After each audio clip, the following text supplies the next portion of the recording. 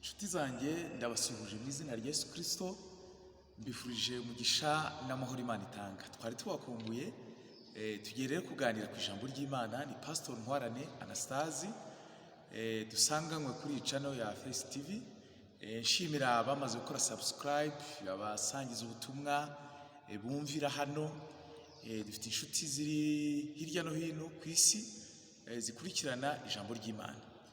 Murabizi ko ubutumwa buca kuri iyi channel ya Face TV ari ubutumwa bugamije kubaka kwizera kw'abantu no gutuma bisobanukirwa no gutuma bamenya agaciro n'umugisha biri mu bwami bw'Imana, biri mu gakiza, biri mu muhamagaro wo gukorera Imana. Kuko hari byinshi benshi batamenya, badasobanukirwa, kandi biri mu burenganzira bwabo, biri mu migisha Imana yabahaye. Rero n'ubu tugiye gusangira amagambo meza.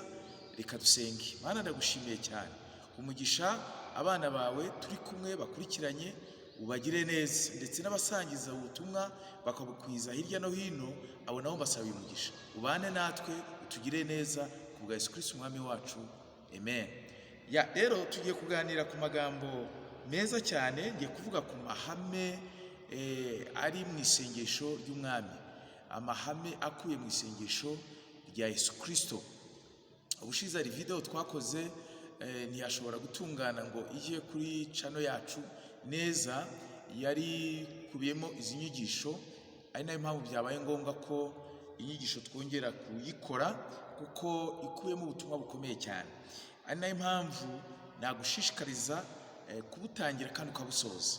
Ni amahame rero akuye mu isengesho ry'umwami, isengesho Kristo yatwigishije. Turisanga muri Matayo 6 guhera ku murongo wa 9 kugera kuri ku murongo wa 13. Reka dusome. Aravuga ngo, nuko musenge mutya muti: Data wa twese uri mu ijuru, izina ryawe ryubahwe, ubwami bwawe buze, ibyo ushaka bibaho mu isi nk'uko biba mu ijuru. Duhe none ibyo kurya byacu by'uyu munsi, duharire imyenda yacu nk'uko natwe twahariye abarimo imyenda yacu.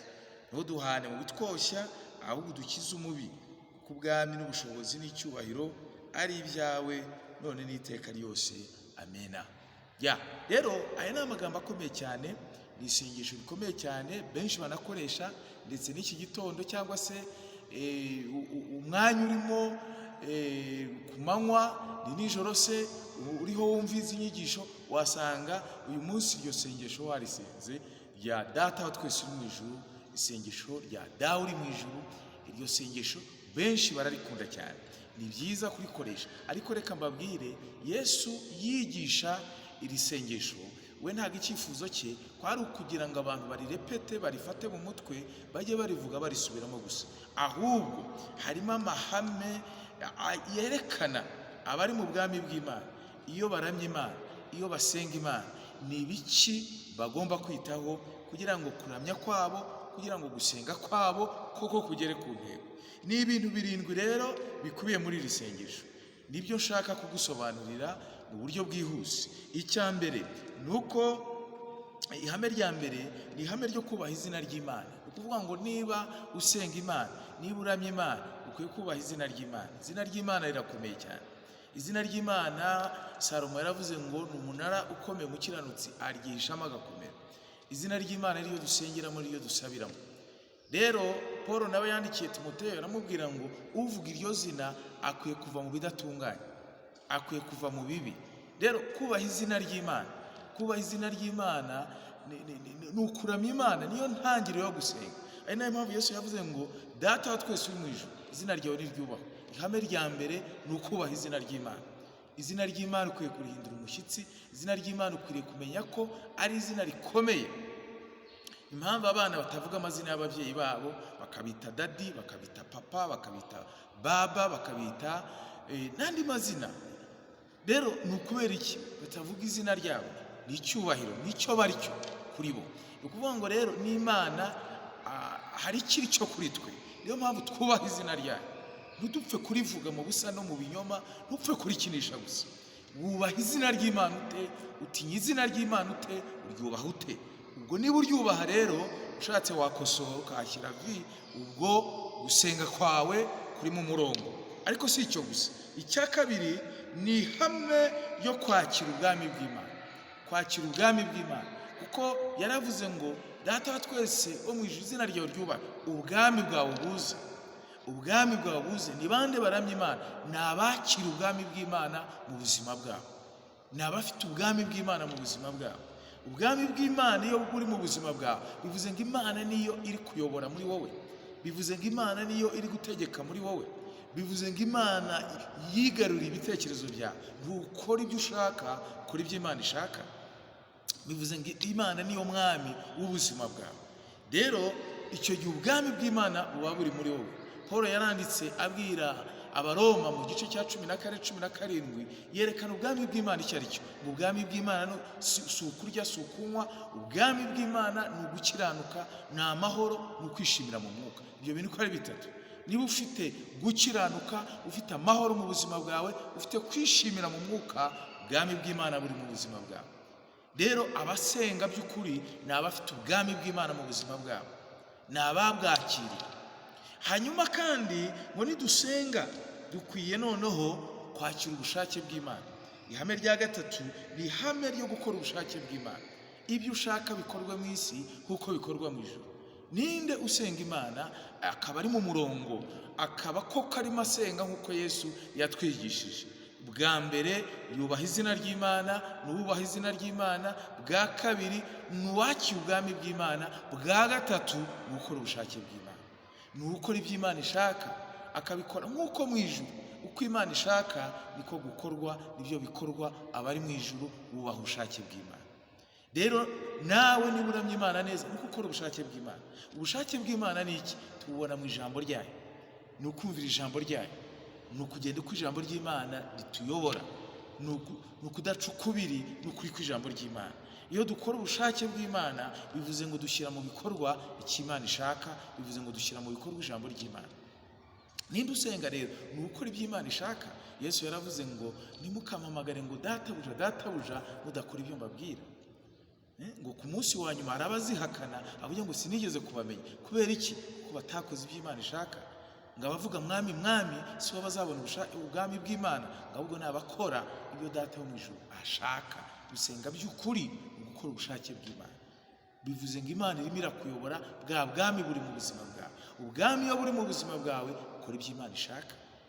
Ihame rya kane ni ihame ryo gutungwa n'Imana, ryo kugaburirwa n'Imana, ryo kubeshwaho n'Imana. Ihame ryo kwizera, bivuze kwizera ko Imana ari igutunga.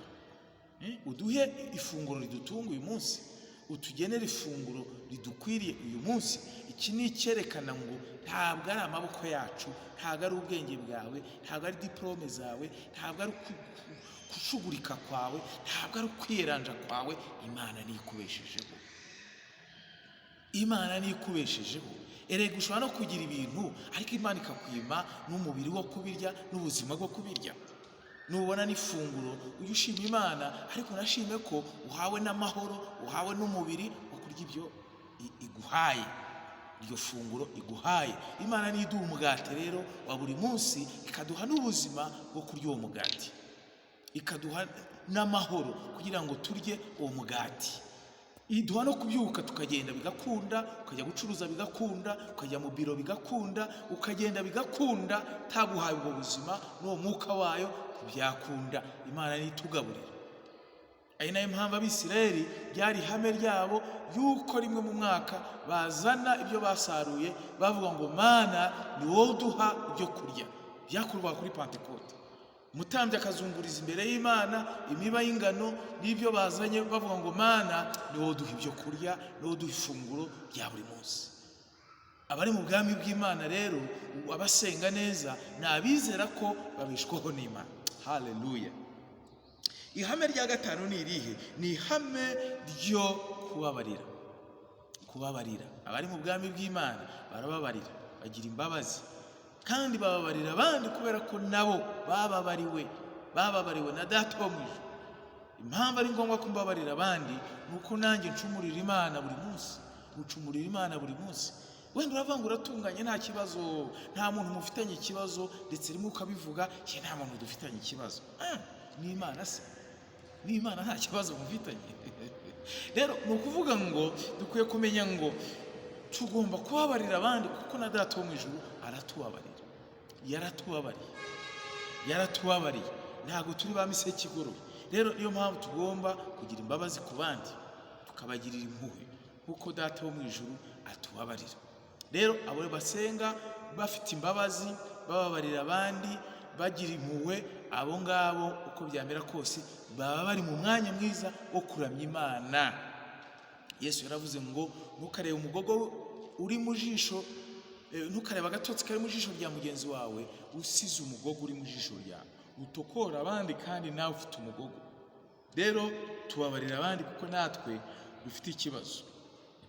Yesu ashimwe cyane. Ndagira ngo ubabarire uriya muntu, ndagira ngo umuhe imbabazi, kandi kumuha imbabazi si ugukiranuka gusa kugira ngo gusenga kwawe kumvikane, ahubwo nawe biguha amahoro. Tanga amahoro. Gukiranuka bizana amahoro mu buzima bwawe. Kubabarira bizana kubohoka. Kubabarira ntako bisa. Imbabazi tugomba kuzigira. Yesu yabwiye abamubambaga, bamugiraga nabi, Imana ibababarire, ntabwo muzi icyo mukora. Rero tugomba kugendera kuri urwo rugero. Ihame rya gatandatu kandi ni ihame ry'ingenzi. Iyo tumaze kubabarira dukora ikindi gikomeye kandi kikagera ku ntego mu gusenga kwacu. Uko Yesu yatwigishije, turwanya umubi, turwanya shitani, turwanya satani kandi tukamutsinda. Uko bikurikirana buriya ni nako bigomba gukurikirana. Ntuzarwanye satani kandi utababarira abandi, kandi utakora ubushake bw'Imana, tubaha izina ry'Imana, nurangiza ujye kwirukana abadayimoni, ujye kwirukana satani, urwanya umubi. Ntabwo bizakunda. Uko bikurikirana ni nako bigomba gukurikirana. Rero iyo tumaze kubabarira abandi, tuba dufite ububasha bwo kwirukana satani, tuba dufite ubushobozi bwo kwirukana umubi, dutsindira umubi. Hano yatwigishaga ihame ry'urugamba rw'umwuka. Ubwami bw'Imana turwanya umwanzi kandi twamutsinda. Yakobo yaranditse ngo murwanye satani nawe azabahunga. Ariko turamurwanya turi bande? Bene Sikewa tubona mu byakozwe n'intumwa, ni abahungu b'umutambyi bene Sikewa bagiye kwirukana dayimoni, ariko badafite Kristo, batubaha izina ry'Imana. Batangira kuvuga ngo izina ry'uwo Pawulo avuga.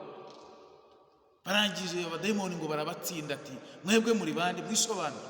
Bavugaga Yesu Pawulo avuga, batavuga iryo zina badafite, batubaha, badakora ubushake bw'Imana, ngo dayimoni irababasha. Rero tugomba kubaha aya mahame tukarwanya satani, ariko koko turi mu mwanya. Ihame rindi rya nyuma rya karindwi ni ihame ryo guhimbaza Imana. Ni ukuvuga ngo tugomba guhimbaza Imana, tugahimbaza ubushobozi bwayo, ububasha bwayo, imbaraga zayo, ngo kuko ubwami n'ubushobozi n'icyubahiro ari ibyawe none n'iteka ryose. Ni ihame ryo guhimbaza. Iyo tumaze kurwanya umubi duhimbaza Imana. Iyo tumaze gutsinda umubi tubyina intsinzi.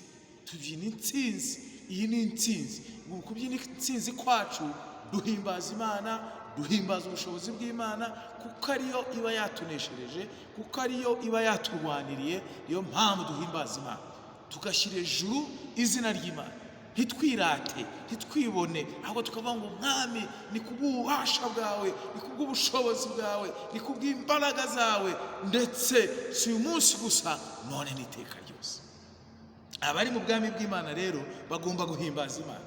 ntibahimbaza abantu, bagahimbaza Imana. Aya mahame rero uko ari arindwi akuye muri iri sengesho Yesu yatwigishije. Ndabifuriza kuyagenderamo, ndabifuriza kuyabamo udakuyemo na rimwe, kuko iyo ukuyemo rimwe ntibyuzura neza. Isengesho ryawe ntabwo riba ryuzuye. Niba dushaka kuramya Imana neza, tubyuzuze, dusenga Imana, duhimbaza izina ry'Imana, dusenga Imana kandi twakira ubwami bw'Imana, dusenga Imana dukora ubushake bw'Imana, dusenga Imana dufite kwizera ko Imana ari idutunga, iduha ifunguro ridutunga, dusenga Imana tubabarira abandi, dusenga Imana turwanya satani, dusenga Imana duhimbaza ubwami bw'Imana. Imana ibaho umugisha, iri jambo ribafashe, kandi uhereye none iri sengesho Yesu yatwigishije ntimukarisubiremo gusa, ahubwo murebe aya mahame akuye muri iri sengesho, ubundi tuyagenderemo, muyabemo, ubundi murebe ngo Imana izakora byinshi bihambaye mu gusenga kwacu.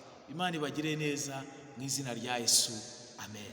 Mana urakoze, umugisha abana bawe bumvise iri jambo, kandi uku gusenga tukugenderemo uhereye none kugeza iteka ryose, amen.